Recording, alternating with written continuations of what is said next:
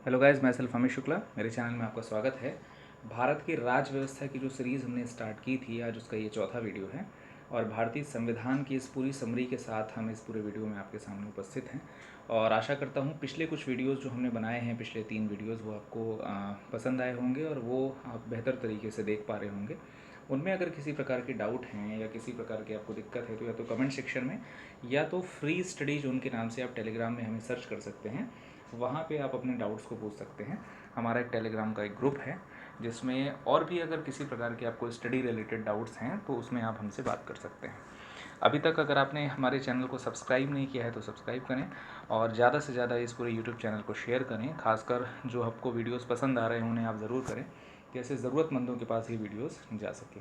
तो अब शुरुआत करते हैं। इस पूरे वीडियो में हम बात करेंगे पिछले वीडियो के आगे की बात, मतलब 1909 के अधिनियम तक हमने बात की थी। आपको 1909 में हमने बताया था कि किस प्रकार से लॉर्ड मिंटो जो हैं वो क्षेत्रीय प्रतिनिधित्व के सिद्धांत को नकार करके उन्होंने वर्ग प्रतिनिधित्व को शामिल कर लिया। उन्होंने कहा कि हम विशेष वर्ग प्रतिनिधित्व के साथ साथ एक वर्ग को भी रखेंगे निर्वाचक मंडल में। मतलब 3 उन्होंने निर्वाचक मंडल का सृजन किया, एक सामान्य हो गया और एक विशेष हो गया और एक वर्गीय प्रणाली जो है वो उन्होंने स्टार्ट कर दी थी। इसकी चर्चा हमने पिछले वीडियो में आपके साथ की थी। 1919 का अधिनियम जो है वो मैंने आपको बताया था कि मॉन्टेगू घोषणा होती है। मॉन्टेगू घोषणा के बाद जो है उसमें, चूँकि अगस्त घोषणा या मॉन्टेगू घोषणा में कहा जाता है कि हम एक उत्तरदायी सरकार की स्थापना करेंगे और अंग्रेजी सरकार के अभिन्न अंग के रूप में हमारे भारतीय उपनिवेश को बना रहना होगा। इसी को आधार मान करके वो भारत शासन अधिनियम 1919 जो है वो पारित कर देते हैं। मॉन्टेगू जो रहते हैं वो भारत सचिव रहते हैं और लॉर्ड चेम्सफोर्ड जो हैं वो गवर्नर जनरल रहते हैं। तो इसी कारण से इसको मॉन्टेगू चेम्सफोर्ड अधिनियम के नाम से भी जाना जाता है। भारत शासन अधिनियम 1919 की अगर हम खास बातों की बात करें तो इस अधिनियम के द्वारा केंद्र में द्विसदनी विधायिका स्थापित की गई। 2 सदन या द्विसदनी एक ही चीज़ है। द्विसदनी विधायिका की स्थापना पहली बार जब भारत में स्थापित की जाती है तो 1919 का भारत शासन अधिनियम का नाम उससे जुड़ जाता है। अर्थात एक तो अगर हम बात करें द्विसदनी विधायिका को, तो इसमें 2 सदन में एक राज्य परिषद होता था और एक विधान सभा होती थी। आपने देखा इसके पहले हम बात जब भी करते थे तो केंद्रीय विधान परिषद और प्रांतीय विधान परिषद की बात करते थे। तो ये दो दो व्यवस्था थी। तो अब इस नई व्यवस्था में 1919 के अधिनियम में ये बोल दिया गया कि जो हमारी केंद्रीय विधान परिषद थी, क्योंकि केंद्र में ही हम द्विसदनी विधायिका की स्थापना कर रहे हैं, तो केंद्र में पहले से केंद्रीय विधान परिषद है, तो इसको हमने समाप्त कर दिया। इसकी जगह पे हम 2 सदन स्थापित करेंगे। क्योंकि हम बात कहाँ पे कर रहे हैं, केंद्र में ही 2 सदन की बात कर रहे हैं, तो केंद्र में जो केंद्रीय विधान परिषद थी उसको समाप्त करके 2 सदन नए बना रहे हैं। एक सदन हो गया राज्य परिषद, दूसरा सदन हो गया विधानसभा। विधानसभा छोटी सदन, राज्य परिषद बड़ा सदन, जैसे आज लोकसभा और राज्यसभा होता है। तो विधानसभा में 145 सदस्य होंगे और राज्य परिषद जो कि बड़ा सदन है उसमें 60 सदस्य होंगे। दोनों सदनों की शक्तियां जो हैं वो सामान्य रखी गई, मतलब समान रखी गई, सेम रखी गई। लेकिन बजट पर स्वीकृति प्रदान करने का अधिकार जो है वो सिर्फ निचले सदन को दिया गया, मतलब विधानसभा को दिया गया। मतलब एक तरह से पूरी शक्तियां सेम ही थीं, कोई अंतर नहीं था। सिर्फ एक डिफरेंस जो रखा गया वो ये था कि बजट पे अगर स्वीकृति देनी है वो सिर्फ विधानसभा देगी। इस अधिनियम की जो मुख्य विशेषता ये थी कि प्रांतों में आंशिक उत्तरदायी सरकार की स्थापना की गई। इसके लिए उन्होंने द्वैत शासन पद्धति को लागू किया। तो इस अधिनियम में आपने समझा कि द्वैत शासन पद्धति को लागू करवाना जो है उसके लिए उन्होंने आंशिक उत्तरदायी सरकार की स्थापना करना चाहा। मतलब इस अधिनियम की जो 2 प्रमुख विशेषताएं हैं, एक तो आपने समझा कि केंद्र में वो 2 सदन स्थापित कर रहे हैं, क्योंकि केंद्रीय विधान परिषद पहले से थी, उसको समाप्त करके उन्होंने राज्य परिषद और विधान परिषद की स्थापना कर दी है, विधानसभा की। अब जो प्रांत में जो व्यवस्था वो कर रहे हैं, तो प्रांतों में उन्होंने कहा कि हम द्वैत शासन पद्धति को लागू करेंगे। इसका उद्देश्य, जो उस समय लागू करने का उद्देश्य जो था वो ये था कि जो भारतीय हैं वो अपनी सरकार स्वयं चलाने के लिए प्रशिक्षित हों, इसके लिए वो द्वैत शासन पद्धति को लागू कर रहे हैं। द्वैत शासन पद्धति थी क्या, इसको समझिए। द्वैत शासन पद्धति या ड्वेल आप सिस्टम कह सकते हैं। द्वैत शासन के जनक जो हैं वो लियोनेल कार्टियस माने जाते हैं। केंद्र और प्रांतीय सरकारों के मध्य प्रशासन के विषयों का बंटवारा जो है वही है द्वैत शासन। मतलब आप ये समझिए कि विषय तो होते हैं, विषय मतलब सब्जेक्ट्स इंग्लिश में कहते हैं इसको। मतलब कुछ ऐसे विषय होते हैं जिस पे, जैसे मान लीजिए कोई राज्य का विषय है, तो राज्य का विषय अगर है तो उस पर कानून जो है वो राज्य बनाएगा। केंद्र का विषय है तो उस पर कानून केंद्र बनाएगा। तो इस प्रकार से विषय जो हैं वो निर्धारित होते हैं, केंद्र के लिए भी होते हैं, प्रांत के लिए भी होते हैं, कुछ दोनों मिल करके बनाते हैं। तो इस तरीके से जैसे आज की व्यवस्था आप देखें तो सूचियाँ होती हैं हमारे संविधान में। केंद्र सूची होती है, राज्य सूची होती है, संवर्ती सूची होती है। तो उसमें विषय दिए जाते हैं, वही विषय की यहाँ पे बात हो रही है। तो केंद्र और प्रांतीय सरकारों के मध्य प्रशासन के विषयों का बंटवारा जो है वो इस अधिनियम में किया गया है। यही उसकी मुख्य विशेषता है जो द्वैत शासन के अंतर्गत किया जाता है। इसमें उन्होंने कहा, चूंकि केंद्र की बात तो हम कर चुके हैं, चूंकि केंद्र में तो 2 सदन स्थापित हो चुके हैं, प्रांतों में ही तो वो द्वैत शासन की व्यवस्था ला रहे हैं। तो प्रांतों में जो द्वैत शासन की व्यवस्था वो लाए, उन्होंने विषयों का बंटवारा कर दिया। बंटवारा कैसे किया? एक तो बोल दिए कि भाई हस्तांतरित विषय होंगे, दूसरा कह दिया आरक्षित होंगे।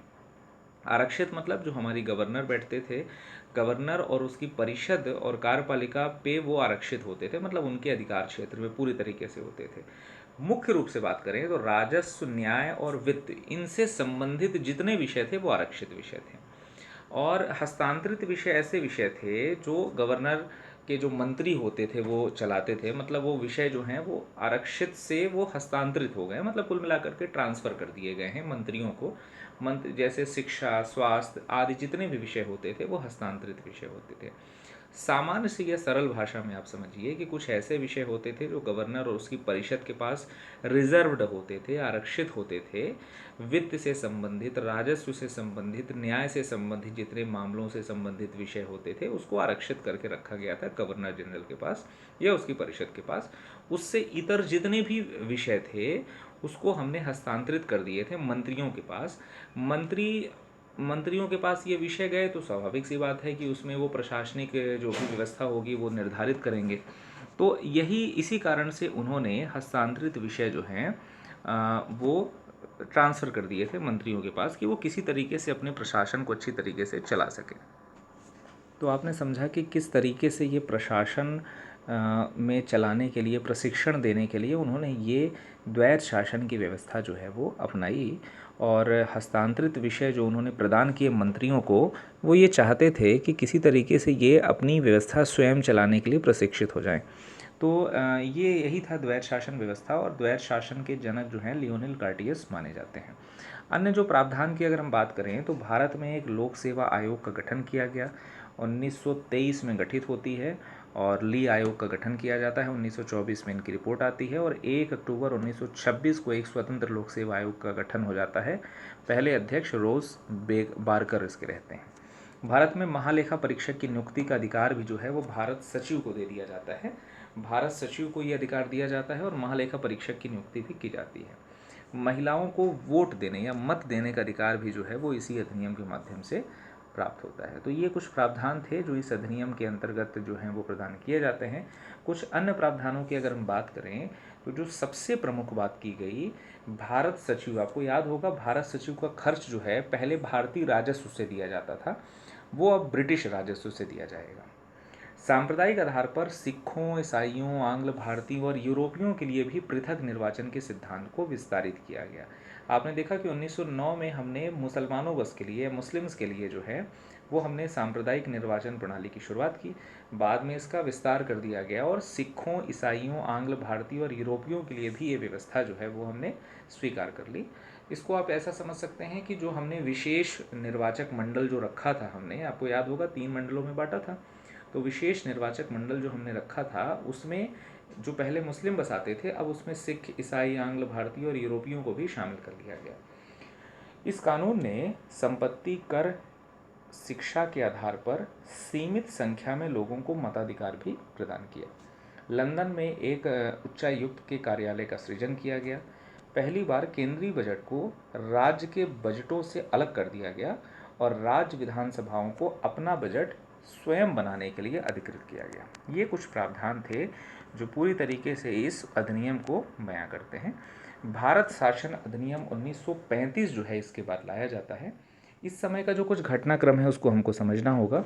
1919 के एक्ट में प्रावधान किया गया था कि इस अधिनियम में जो प्रगति होगी उसकी समीक्षा की जाएगी 10 वर्षों बाद।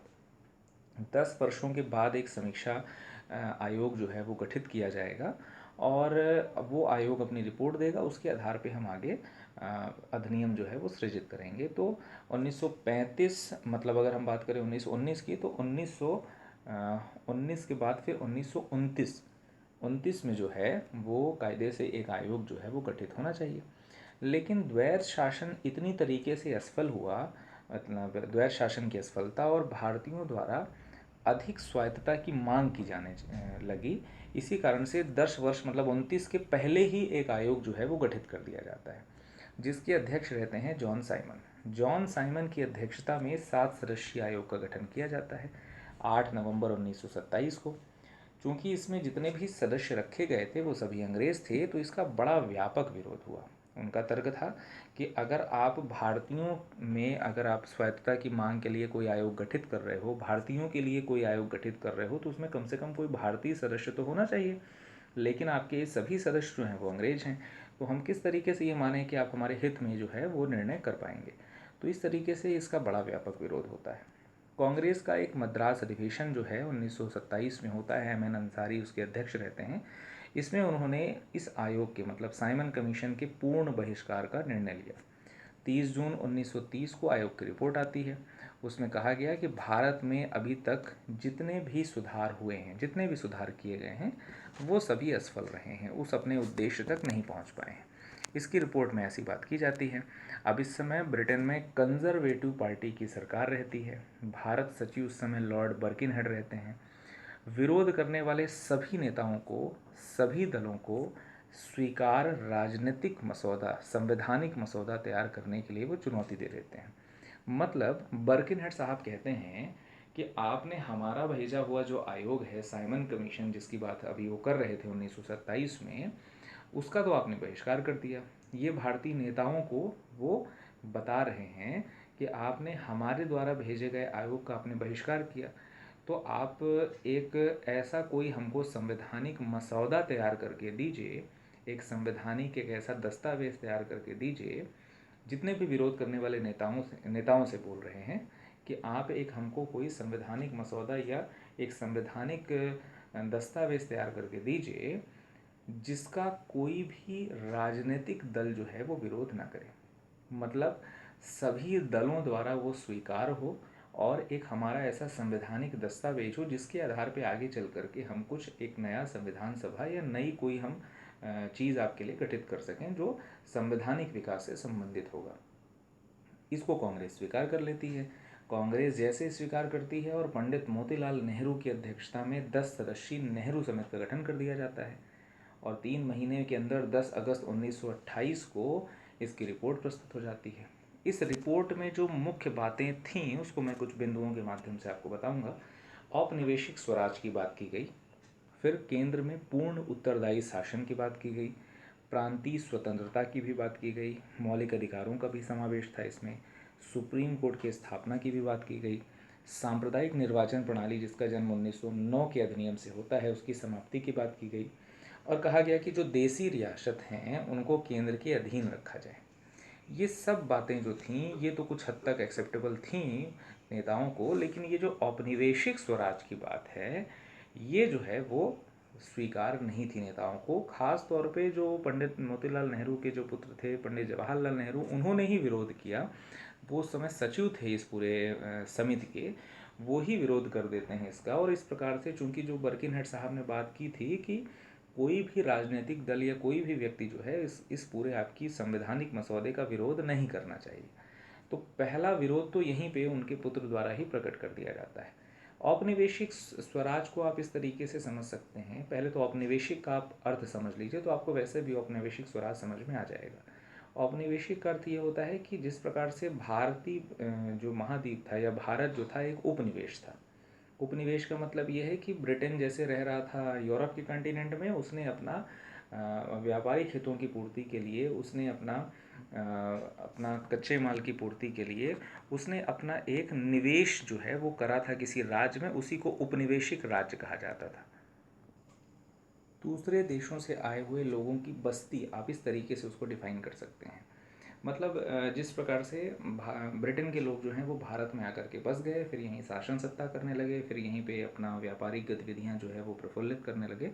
तो इस तरीके से आप कह सकते हैं कि दूसरे देश से आए हुए लोगों की बस्ती या कॉलोनी जो होती है वो, और उनके द्वारा जो स्थापित शासन होता है वही होता है औपनिवेशिक शासन। तो ये जो बात थी, मतलब अभी तो चूंकि ये जो समिति गठित की गई थी उसमें तो कांग्रेसियों के मन में या कांग्रेस के लोगों के मन में ये बात थी कि हम ब्रिटेन से स्वतंत्र होने की बात करेंगे, हम ब्रिटेन से अलग होने की बात करेंगे। लेकिन यहाँ पे तो उन्होंने औपनिवेशिक स्वराज की बात कर दी, जो तर्कशील नहीं था। तो स्वयं पंडित जवाहरलाल नेहरू और मुस्लिम लीग ने भी इसका बड़े व्यापक तौर पे विरोध किया। नेहरू रिपोर्ट के विरोध में जिन्ना ने अपनी 14 सूत्री मांगे रख दी 29 मार्च 1929 को।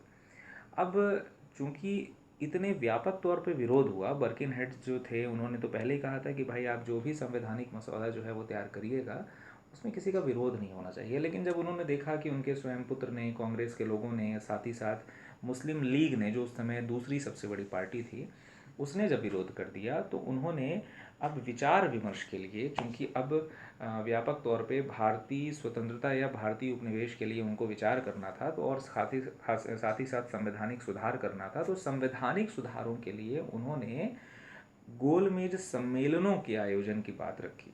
और प्रथम गोलमेज सम्मेलन 1930 में, द्वितीय गोलमेज सम्मेलन 1931 में और तृतीय गोलमेज सम्मेलन 1932 में आयोजित होता है, जिसका मुख्य उद्देश्य था भारत में संवैधानिक सुधार।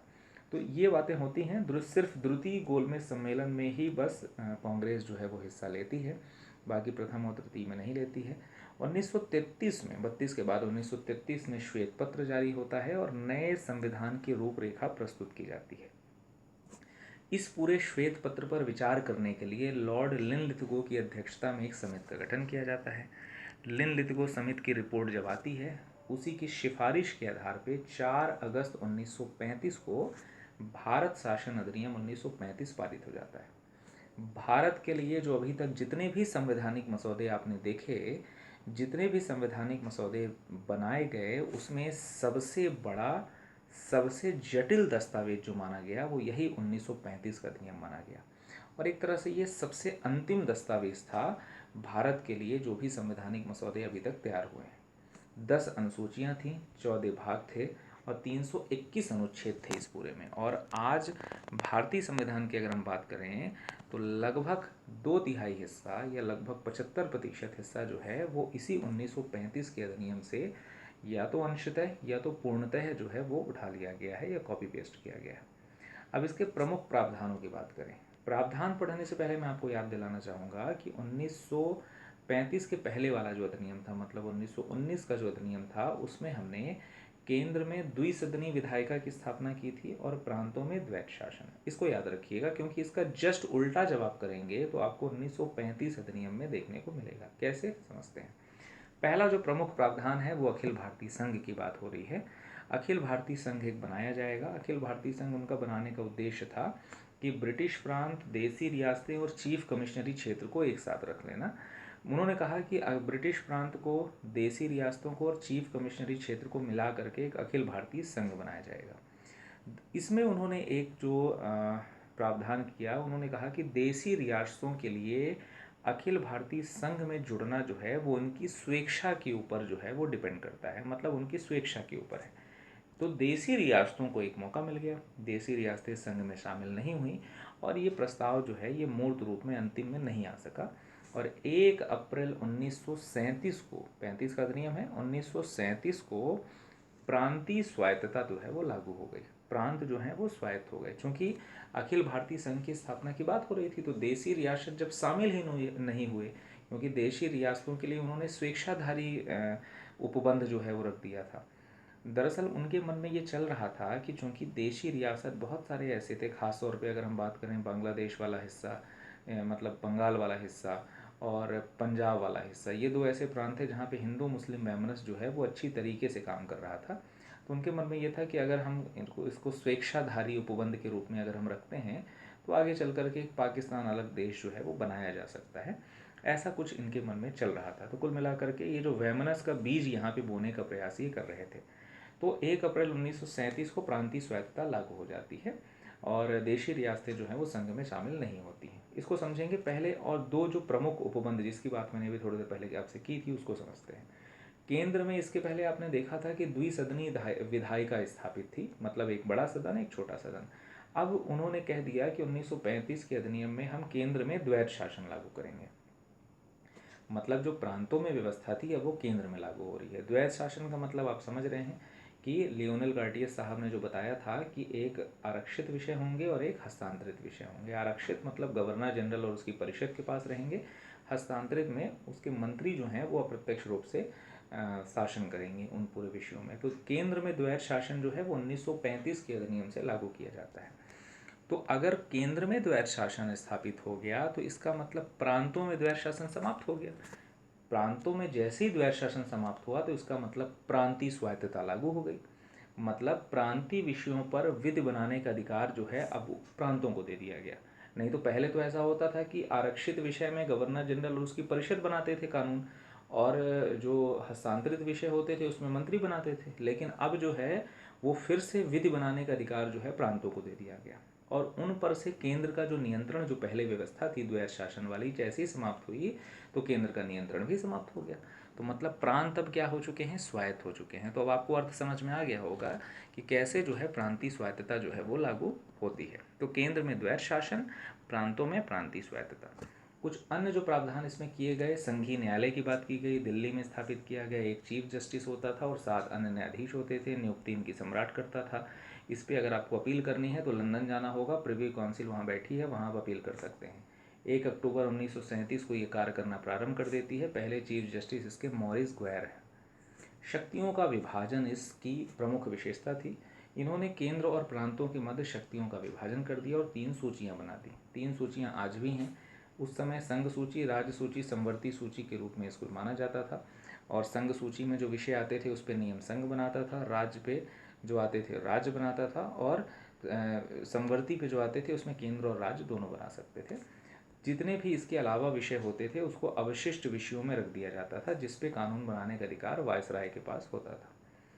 11 प्रांतों में विधानसभाओं का गठन हुआ और 6 प्रांतों में द्विसदनीय विधानमंडल स्थापित हुए। तो कुल मिलाकर के विधानसभाओं का गठन 11 प्रांतों में होता है और 6 प्रांतों में द्विसदनीय विधानमंडल स्थापित होते हैं।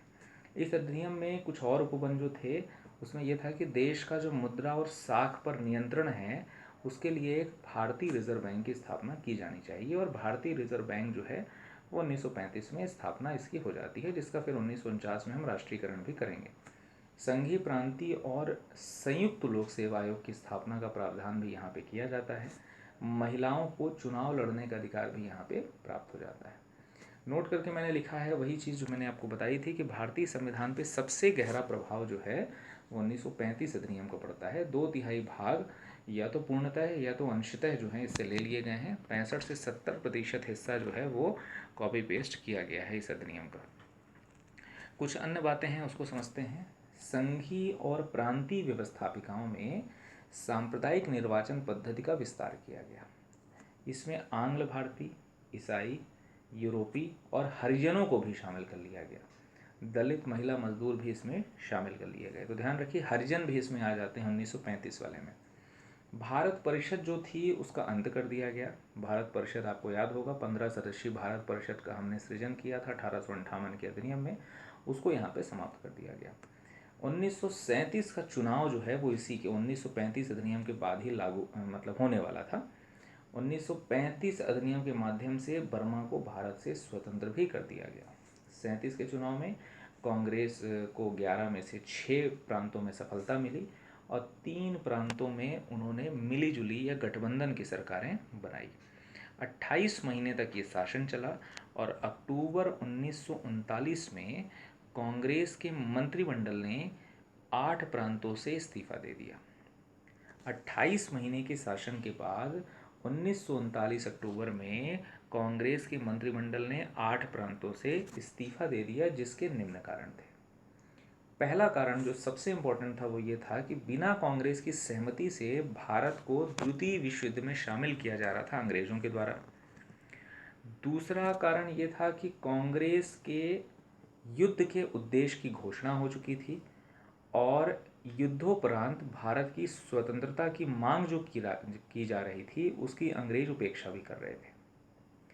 अब त्यागपत्र दिए जाने के कारण, चूंकि 28 महीने के बाद त्यागपत्र हो गया, इस पे मुस्लिम लीग को बड़ी प्रसन्नता होती है। उनको ये लगता है कि जो इन्होंने सरकार बनाई थी वो सरकार लंबे समय तक नहीं चल पाई, इसमें हमारी जीत है, और मुस्लिम लीग इसमें बड़ी प्रसन्नता उसको होती है, बड़ी प्रसन्नता वो जाहिर करते हैं। इसी कारण से 22 दिसंबर 1939 को वो मुक्ति दिवस के रूप में इस दिवस को मनाते हैं। तो 22 दिसंबर 1939 को मुस्लिम लीग ने मुक्ति दिवस मनाया। ये संकट की घड़ी थी, इससे निपटने के लिए 8 अगस्त 1940 को एक प्रस्ताव पेश किया जाता है लॉर्ड लिनलिथगो द्वारा, जिसको हम अगस्त प्रस्ताव के नाम से जानते हैं। इसमें कहा गया कि संविधान निर्माण करना जो है वो भारतीयों का अधिकार है, और जैसे ही युद्ध की समाप्ति होगी तो युद्ध की समाप्ति के पश्चात भारत में औपनिवेशिक स्वराज स्थापित किया जाएगा। फिर उन्होंने एक गलती कर दी, उन्होंने कहा कि स्वराज भी कैसा होगा, औपनिवेशिक होगा। यहाँ पे वही वाली गलती हुई जो पंडित मोतीलाल नेहरू ने गलती की थी। उन्होंने कहा कि भारतीयों का अधिकार तो है संविधान निर्माण करना, लेकिन ये संविधान बनेगा द्वितीय विश्व युद्ध जैसे समाप्त होगा उसके बाद, और ये इसका स्वरूप कैसा होगा, औपनिवेशिक होगा, औपनिवेशिक स्वराज स्थापित किया जाएगा। स्वाभाविक सी बात थी, कांग्रेस ने भी इसको अस्वीकार कर दिया और मुस्लिम लीग ने भी इसको अस्वीकार कर दिया। इस प्रकार से कांग्रेस और मुस्लिम लीग दोनों ने इस प्रस्ताव का विरोध किया। 17 अक्टूबर 1940 को दिल्ली चलो आंदोलन चालू होता है, जिसको हम व्यक्तिगत सत्याग्रह के नाम से जानते हैं।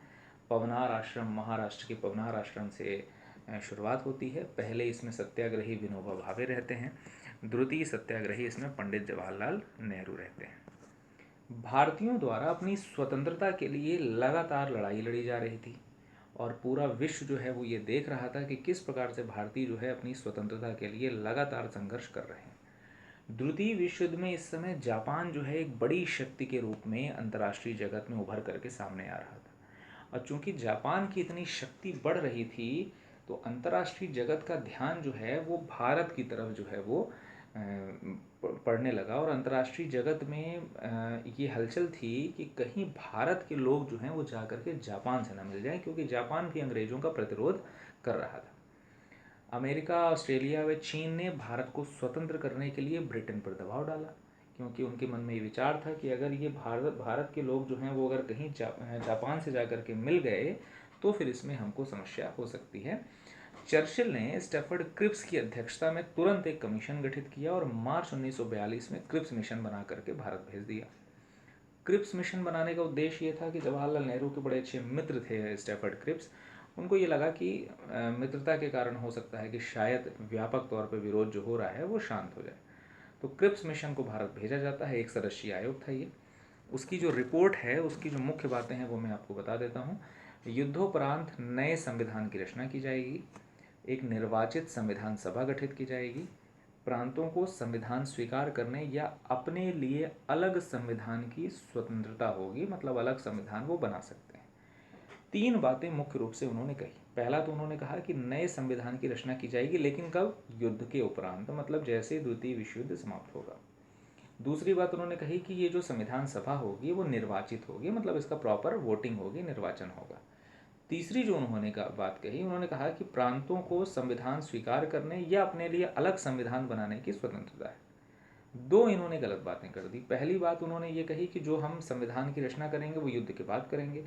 तो कांग्रेस के लोगों ने कहा, मुस्लिम लीग के लोगों ने कहा कि युद्ध के बाद क्या पता आप ही हार जाओ जापान से। और जो दूसरी उन्होंने गलत बात कही कि प्रांतों को संविधान स्वीकार करने या अपने लिए अलग संविधान निर्माण करने की स्वतंत्रता है।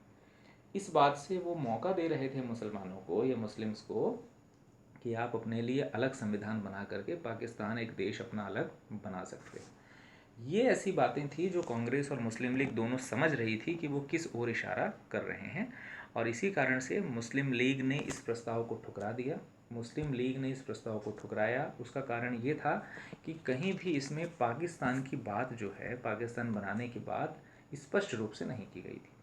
तो सांप्रदायिक आधार पर विभाजन की जो उसकी मांग थी उसको सीधे से अस्वीकार कर दिया गया।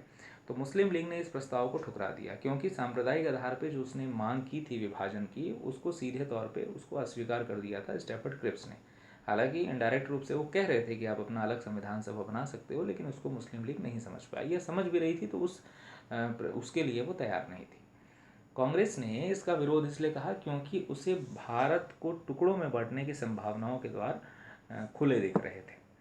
गांधी जी व्यंग्यात्मक टिप्पणी करके इसको पोस्ट डेटेड चेक की संज्ञा देते हैं। जवाहरलाल नेहरू भी इन्होंने उपहास करके उन्होंने अपॉन ए क्रैशिंग बैंक इसमें जोड़ दिया। उन्होंने कहा कि एक ऐसा चेक आप हमको प्रदान कर रहे हो जो आगे की तारीख का है, और जवाहरलाल नेहरू उसमें हंसते हुए कहे कि ऐसा बैंक ऐसा चेक जिसका बैंक ही नष्ट होने वाला है।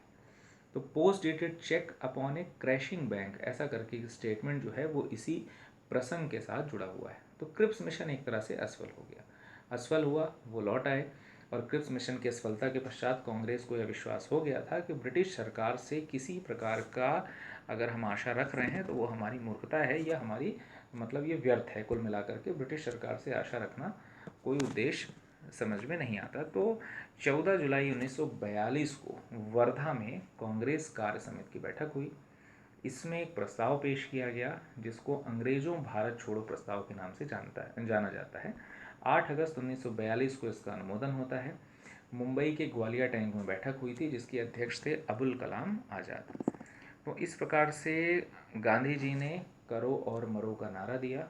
9 अगस्त 1942 को अगस्त क्रांति के नाम से मशहूर है ये दिन। और अक्टूबर 1943 में लॉर्ड लिनलिथगो के स्थान पे लॉर्ड वेवल जो हैं गवर्नर जनरल बनते हैं। और भारत में इस स्थिति को देखते हुए, चूँकि इस समय गांधी जी जो हैं वो लगाम पकड़ चुके हैं, और 9 अगस्त 1942 को जो अगस्त क्रांति है उसको शांत करने के लिए और संवैधानिक गतिरोध को दूर करने के लिए 4 जून 1945 को वो वेवल योजना अपनी प्रकाशित करते हैं। वेवल योजना की जो मुख्य बातें थी उसमें जो उन्होंने कहा कि द्वितीय विश्व युद्ध के बाद भारतीय स्वयं अपना संविधान बनाएंगे। भारत छोड़ो आंदोलन के दौरान गिरफ्तार सभी नेताओं को रिहा कर दिया गया और शिमला में सर्वदलीय सम्मेलन बुलाया गया। साथ ही साथ केंद्र में नई कार्यकारिणी परिषद का गठन होगा जो अंतरिम राष्ट्रीय सरकार के समान होगी, और कार्यकारिणी में मुस्लिम सदस्यों की संख्या हिंदुओं के बराबर होगी, और गवर्नर जनरल, सैन्य प्रमुख और सभी भारतीय सदस्य परिषद में शामिल होंगे। जो उन्होंने बात कही, क्योंकि इसके पहले आपको मैंने बताया कि गांधी जी जो हैं वो करो और मरो का नारा देते हैं, और वो एक आंदोलन, भारत छोड़ो आंदोलन जो है वो शुरुआत कर देते हैं उसकी। तो इस भारत छोड़ो आंदोलन में व्यापक रूप से गांधी जी को सहयोग मिल रहा था, और इससे बड़े चिंतित थे जो हमारे गवर्नर जनरल थे। तो इस संवैधानिक गतिरोध को और इस प्रकार की क्रांति को उन्होंने दबाने के लिए वेवल योजना का सहारा लिया। इसी समय गवर्नर जनरल बनकर के आते हैं लॉर्ड वेवल। उन्होंने जो मुख्य बातें कही अपनी इस पूरे प्लान में, उन्होंने कहा कि द्वितीय विश्व युद्ध जैसे समाप्त होगा तो भारतीयों को ये अधिकार होगा कि अपना संविधान वे स्वयं बना सकते हैं। तो पहली बात तो उनकी ये थी। दूसरी बात उन्होंने कहा कि भारत छोड़ो आंदोलन के दौरान जितने भी लोगों को गिरफ्तार किया गया है सभी नेताओं को हम रिहा कर देंगे। शिमला में फिर हम एक सम्मेलन बुलाएंगे। केंद्र में एक नई कार्यकारिणी परिषद का गठन किया जाएगा जो उस तरीके से काम करेगी जैसे अंतरिम राष्ट्रीय सरकार काम करती है, और ये पूरी अंतरिम राष्ट्रीय सरकार जो है ये तब तक काम करेगी जब तक भारत सक्षम होकर के अपने देश को स्वतंत्र, जब तक भारत स्वतंत्र नहीं होता है। तो अंतरिम राष्ट्रीय सरकार के समान ही इसकी कार्यकारिणी परिषद काम करेगी। कार्यकारिणी में उन्होंने कहा है कि मुस्लिम सदस्यों की संख्या जो है हम हिंदुओं के बराबर रखेंगे, तो कोई संवैधानिक कोई वैमनस्य का वाला गतिरोध जो है उत्पन्न नहीं होगा। गवर्नर जनरल, सैन्य प्रमुख और सभी भारतीय सदस्य जो हैं उनको परिषदों में शामिल किया जाएगा। ये पूरी बात जो है वो वेवल योजना में अपनी बता डालते हैं। 25 जून से 14 जुलाई 1945 के मध्य शिमला सम्मेलन का आयोजन होता है। कांग्रेस के प्रतिनिधि के रूप में अबुल कलाम आज़ाद जाते हैं। गांधी जी ने इसमें भाग नहीं लिया। मुस्लिम लीग का यह मत था कि कार्यकारिणी परिषद में नियुक्त होने वाले मुसलमान प्रतिनिधि का चयन सिर्फ वही करें। ऐसा कह रहे थे मुस्लिम लीग। जिन्ना साहब का कहना था कि कार्यकारिणी में, चूंकि आपने तो बोला कि भाई हिंदू और मुस्लिम समान रहेंगे, लेकिन उनको नियुक्त कौन करेगा, तो हिंदू मुस्लिम जो मुस्लिम हमारे प्रतिनिधि हैं इनका चयन सिर्फ वही करें। तो कांग्रेस ने उसको अस्वीकार कर दिया। उन्होंने कहा कि अगर मुस्लिम का चयन अगर मुस्लिम ही करेगा तो स्वाभाविक सी बात है कि उनका जो है उन्हीं का चयन होने वाला है। तो उन्होंने कहा कि मुस्लिम प्रतिनिधि का चयन अगर उनके ऊपर छोड़ दिया जाएगा तो ये जो है वो सही नहीं रहेगा। तो कांग्रेस इसको अस्वीकार कर देती है और फलतः सम्मेलन जो है इसी पे गतिरोध उत्पन्न हो जाता है और सम्मेलन जो है विफल हो जाता है। द्वितीय विश्व युद्ध के बाद ब्रिटेन में 1945 में आम चुनाव होते हैं और लेबर पार्टी जो है कंजर्वेटिव पार्टी को हरा करके सत्ता में आ जाती है। इसके प्रमुख रहते हैं क्लीमेंट एटली। इनका उदारवादी दृष्टिकोण रहता है, क्योंकि लेबर पार्टी जो है शुरुआत उसका जो प्रकृति है वो उदारवादी रहती है। तो उदारवादी दृष्टिकोण के चलते 14 मार्च 1946 को एटली की घोषणा होती है कि भारत को भी अब स्वतंत्र होने का अधिकार है। तो 14 मार्च 1946 के बाद फिर कैबिनेट मिशन जो है वो तैयार किया जाता है। 3 सदस्यीय कैबिनेट मिशन को भारत भेजा जाता है। भारत सचिव उस समय रहते हैं पैथिक लॉरेंस, इनको अध्यक्ष बनाया जाता है। स्टैफर्ड क्रिप्स और एवी अलेक्जेंडर को साथ में इनके भेज दिया जाता है। 24 मार्च 1946 को कैबिनेट मिशन दिल्ली आता है और तत्काल अपनी एक योजना प्रस्तुत करता है जिसमें मुख्य बातें रहती हैं। संविधान सभा का गठन प्रांतीय विधानसभा सदस्यों द्वारा अप्रत्यक्ष रूप से किया जाएगा। ध्यान रखिएगा, डायरेक्ट वोटिंग नहीं होगी, अप्रत्यक्ष रूप से होगा। मतलब संविधान सभा का गठन जो है वो प्रांत में जितने भी विधानसभा सदस्य हैं वो करेंगे, लेकिन डायरेक्ट नहीं करेंगे, अप्रत्यक्ष रूप से करेंगे। 10 लाख की जनसंख्या पर एक प्रतिनिधि जो है वो संविधान सभा के लिए चुना जाएगा। हर प्रांत को उसकी जनसंख्या के अनुसार स्थानों का आवंटन किया जाएगा, क्योंकि आप देखिए 10 लाख की जनसंख्या पे एक प्रतिनिधि, तो मतलब जनसंख्या के अनुसार स्थानों का आवंटन। प्रत्येक समुदाय के प्रतिनिधि जो हैं विधानमंडल में अपने समुदाय के सदस्यों द्वारा ही चुने जाएंगे। मतलब सामान्य का चुनाव जो होगा वो सामान्य के द्वारा होगा, मुस्लिम का मुस्लिम के द्वारा, सिख का सिख के द्वारा। तो अपने सदस्यों द्वारा ही ये चुने जाएंगे। अगली जो बात उन्होंने कही है कि देशी रियासतों के सदस्यों का चुनाव समझौता समिति के माध्यम से होगा तथा देशी रियासतों की ओर से गठित समिति के बीच में विचार विमर्श किया जाएगा, फिर होगा। कुल मिलाकर के वो ये कहना चाह रहे थे कि एक समिति हम गठित करेंगे, एक समिति आपकी तरफ से होगी, दोनों बैठ करके विचार विमर्श कर लें और फिर हम उनके सदस्यों का चुनाव कर लेंगे। प्रांतों के लिए उन्होंने कहा है कि आप अलग संविधान बना सकते हो। प्रांतों के लिए अलग संविधान के निर्माण का प्रावधान रखा गया था। संविधान सभा में कुल सदस्य संख्या 389 निश्चित की गई, जिसमें से 292 ब्रिटिश प्रांत से थे और 93 देशी रियासत से थे और 4 ऐसे क्षेत्र थे जो थे तो ब्रिटिश प्रांत के अंतर्गत ही, लेकिन वहाँ पे चीफ कमिश्नर बैठा करता था, इसीलिए उनको चीफ कमिश्नरी क्षेत्र कहा जाता था। ऐसे क्षेत्रों की संख्या 4 थी। संप्रदाय के आधार पे जो विभाजन किया गया, मतलब इसको अगर हम संप्रदाय के आधार पे देखें तो चूँकि 93 जो ये देशी रियासत थे इसको अलग कर लीजिए, 292 और 4 को अगर हम देखें तो मतलब 296 जो हमारे कुल सदस्य हैं, इसमें से 4 सिख थे, 79 जो थे मुसलमानों के लिए सीट थी और 213 जो है वो सामान्य के लिए थी। तो संप्रदाय के आधार पर विभाजन ऐसा हमको देखने को मिल रहा था सीटवार। आगे अगर हम देखें, महिला सदस्यों की संख्या जो थी पूरे संविधान सभा में वो 15 थी, SC 26 और ST जो है अनुसूचित जनजाति जो है वो 23 इनकी संख्या थी। हैदराबाद एकमात्र रियासत थी जिसके प्रतिनिधि जो हैं वो संविधान सभा में शामिल नहीं होते हैं। कैबिनेट मिशन योजना के तहत 24 अगस्त 1946 को प्रथम अंतरिम राष्ट्रीय सरकार की घोषणा की जाती है। 2 सितंबर 1946 को पंडित जवाहरलाल नेहरू के नेतृत्व में अंतरिम सरकार गठित की जाती है और 26 अक्टूबर 1946 को मुस्लिम लीग भी सरकार में शामिल हो जाती है। तो इस प्रकार से एक ऐसी सरकार बनी जो अंतरिम सरकार है और इसके बाद मुस्लिम लीग भी इसमें शामिल हो जाती है। संविधान सभा का गठन अब किया जाएगा। इससे कुछ बातें हैं। संविधान सभा का सिद्धांत दर्शन सबसे पहले बाल गंगाधर तिलक के निर्देशन में तैयार किया गया था, जिसको हम स्वराज विधेयक के नाम से जानते हैं 1895 में। औपचारिक रूप से संविधान सभा के विचार का प्रतिपादन जो है MN रॉय करते हैं। इसको जिसे लोकप्रिय और मूर्त रूप देने का श्रेय जो है जवाहरलाल नेहरू करते हैं 1939 में। 1942 में क्रिप्स मिशन में संविधान सभा के गठन की बात को स्पष्ट रूप से स्वीकार किया गया। 1946 में कैबिनेट मिशन फिर इसको व्यावहारिक रूप प्रदान करता है। 1946 जुलाई में कैबिनेट मिशन योजना के अनुसार संविधान सभा के लिए चुनाव होते हैं। 1946 में ध्यान रखिएगा, कैबिनेट मिशन योजना के अनुसार ही इसके लिए चुनाव होते हैं। अब जो चुनाव होते हैं उसको समझिए। संविधान सभा के सदस्यों का चुनाव मैंने आपको बताया था कि प्रत्यक्ष नहीं होगा, अप्रत्यक्ष रूप से होगा। प्रांतीय विधानसभा के सदस्यों द्वारा किया जाना था, इसकी भी चर्चा अपन कर चुके थे।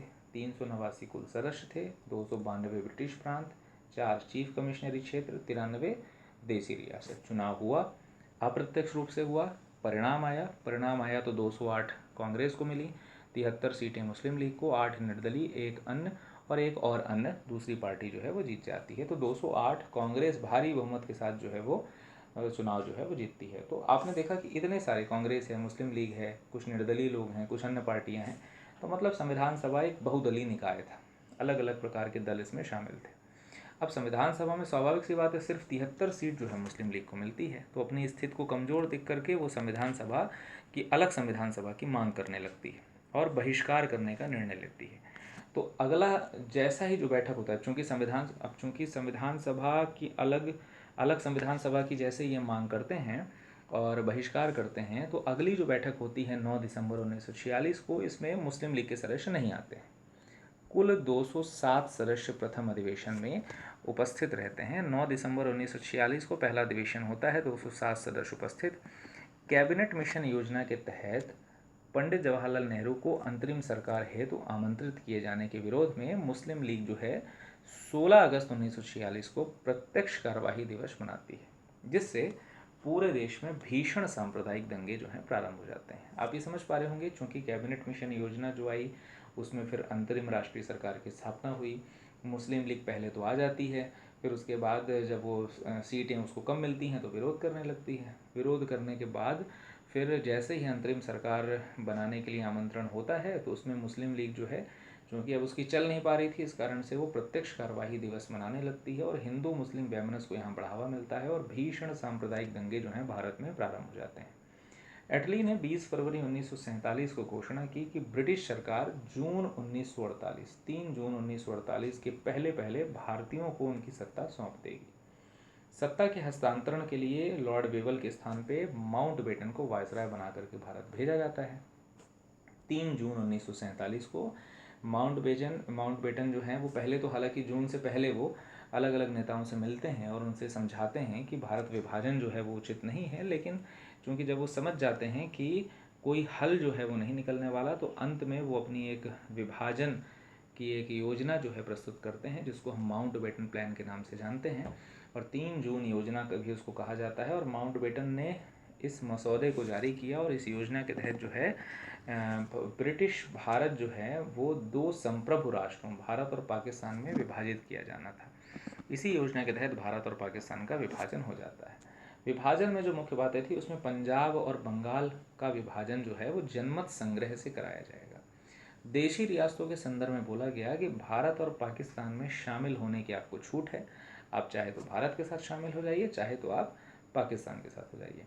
भारत और पाकिस्तान को राष्ट्रमंडल, चूँकि राष्ट्रमंडल में वही देश शामिल हो रहे थे जो ब्रिटिश के अधीन थे, तो राष्ट्रमंडल की सदस्यता को आपको त्यागने का भी अधिकार है। कांग्रेस और मुस्लिम लीग सहित सभी दलों ने योजना को मंजूर कर लिया और ब्रिटिश संसद ने इस योजना को मूर्त रूप देने के लिए एक अधिनियम पारित किया, जिसको कहा गया भारतीय स्वतंत्रता अधिनियम 1947। 4 जुलाई 1947 को ब्रिटिश संसद में प्रस्तुत किया गया, 18 जुलाई को पारित हो जाता है ये। 15 अगस्त 1947 को 2 राज्यों की स्थापना की जाती है, भारत और पाकिस्तान। तो इस प्रकार से आपने देखा कि कैसे भारतीय स्वतंत्रता अधिनियम जो है वो पारित होता है। इसमें कुछ और बातें थी, उसको समझिए। कहा गया कि दोनों देशों के लिए अलग अलग संविधान सभा गठित की जाएगी। देशी रियासतों को भारत और पाकिस्तान किसी भी अधिराज्य में जाने की छूट है। ब्रिटिश क्राउन का देशी रियासतों पर भी प्रभुत्व जो पहले हुआ करता था वो समाप्त कर दिया गया और भारत मंत्री का जो पद होता था उसको भी समाप्त कर दिया गया। सीमा निर्धारण तुरंत कार्य चालू किया गया, जिसको रेडक्लिफ को बुलाया गया, उनकी अध्यक्षता में एक आयोग का गठन कर दिया गया। नोट करके कुछ बातें मैंने लिखी हैं कि भारतीय संविधान के निर्माण हेतु संविधान सभा की पहली बैठक जो है वो 9 दिसंबर 1946 को नई दिल्ली के कॉन्स्टिट्यूशन हॉल में होती है। सभा के जो वरिष्ठतम सदस्य रहते हैं सत्यानंद सिन्हा, इनको अस्थायी अध्यक्ष और HC मुखर्जी को उपाध्यक्ष के रूप में चुना जाता है। 11 दिसंबर 1946 को डॉक्टर राजेंद्र प्रसाद को सर्वसम्मति से सभा का स्थायी अध्यक्ष चुन लिया जाता है और BN राय को संवैधानिक सलाहकार नियुक्त किया जाता है। संविधान सभा की कार्यवाही जवाहरलाल नेहरू द्वारा प्रस्तुत उद्देश्य प्रस्ताव के साथ प्रारंभ होती है और 13 दिसंबर 1946 को जो ये प्रस्ताव पारित होता है वो 22 जनवरी 1947 को उसको स्वीकृति मिलती है। तो प्रस्तुत जो 13 दिसंबर 1946 को जवाहरलाल नेहरू जो प्रस्ताव प्रस्तुत करते हैं उसको 22 जनवरी 1947 को स्वीकृति मिलती है, आगे चल करके यही प्रस्तावना का रूप लेती है। इतनी सब बातें आपने समझी जो पूरे भारतीय संवैधानिक विकास को बयां करती है। ये पूरे जितने भी अधिनियम आपने पढ़े अभी तक, वो सभी जो हैं वो ऐसे प्रावधान हैं जो हमारे आगे चल करके हमारे संविधान में जोड़े गए हैं, उन संविधानों में उनको जगह दी गई है। तो ये पूरे एक्ट हैं। आशा करता हूँ आपको ये पूरी चीज़ें समझ में आई होंगी। बहुत सारी इसमें ऐसी चीज़ें हैं जो इतिहास से संबंधित हैं, तो उसमें आपको बहुत ज़्यादा परेशान नहीं होना है। आधुनिक इतिहास पढ़ने के बाद बहुत सारी चीज़ें आपको ये चीज़ समझ में आ जाएंगी। मैंने हालांकि बहुत कुछ ऐसा प्रयास किया है कि इतिहास के भी कुछ बातों को मैंने इसमें ऐड किया है। फिर भी अगर कोई चीज़ आपको समझ में नहीं आ रही है तो कमेंट सेक्शन या टेलीग्राम के माध्यम से आप हमसे पूछ सकते हैं। आपको वीडियो के माध्यम से या रिटर्न मटेरियल के माध्यम से आपको वहाँ पे समझाने का प्रयास किया जाएगा। तो इस पूरे वीडियो में इतना ही। आशा करता हूँ आपको पूरा वीडियो समझ में आया होगा। पसंद आ रहे हैं तो लाइक करें। सब्सक्राइब करने के लिए चैनल को आप फॉरवर्ड कर सकते हैं दूसरे ऐसे लोगों के लिए जो ज़रूरतमंद हैं, और ज़्यादा से ज़्यादा इस चैनल को शेयर करें। तो इस चैनल में इस पूरे वीडियो में इतना ही। Thank you.